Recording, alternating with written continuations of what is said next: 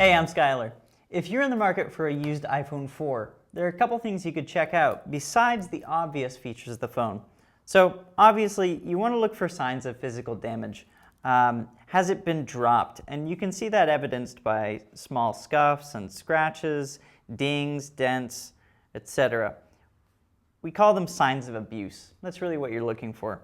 So if you see any obvious signs of abuse, cracked glass, dings in the housing, that's maybe a warning sign. You might want to be cautious.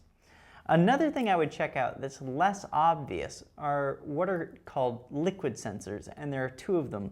What I recommend you get is one of these small flashlights, just a little pen flashlight, and point it down into the headphone jack.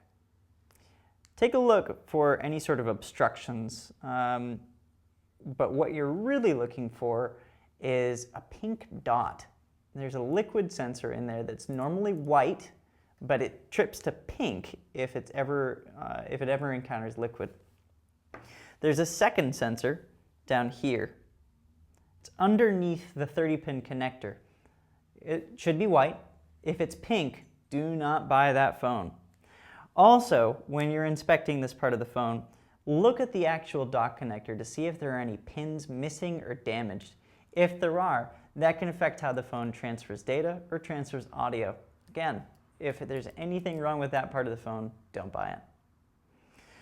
When you're checking things out, be aware that one of these is a microphone and the other is a speaker. This is the speaker, that's the microphone.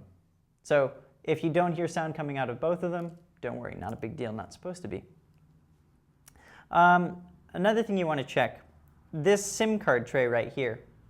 If you get a paper clip or a safety pin or a thumbtack or even a legitimate SIM card extraction tool, push it into that hole and pop the SIM card out.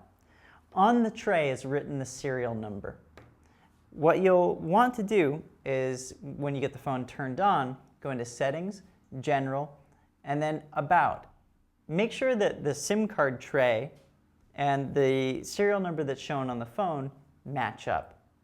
If they don't, it means that the person who owns the phone had changed out the SIM card tray for some reason, and that would be a little bit suspicious. Not overly suspicious. It could have been that they went in for service and had gotten a new SIM card tray or something like that, but it's something to be aware of. It's a good detail to look at, just in case. Finally, you would be wise to just check out the basic operation of the phone. Make sure it powers on properly. Make sure that there's no obvious damage to the screen or that it doesn't seem to be illuminated properly.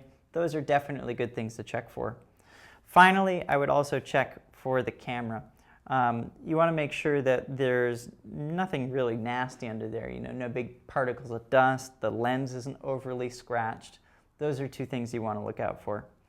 But this phone right here is in pretty good condition. I'd rate it, just based on external appearances, probably an 8 out of 10, maybe a 7 out of 10 because there are some scuffs here. Would I buy this phone? Definitely. Thanks for watching, and good luck. I'm Skylar.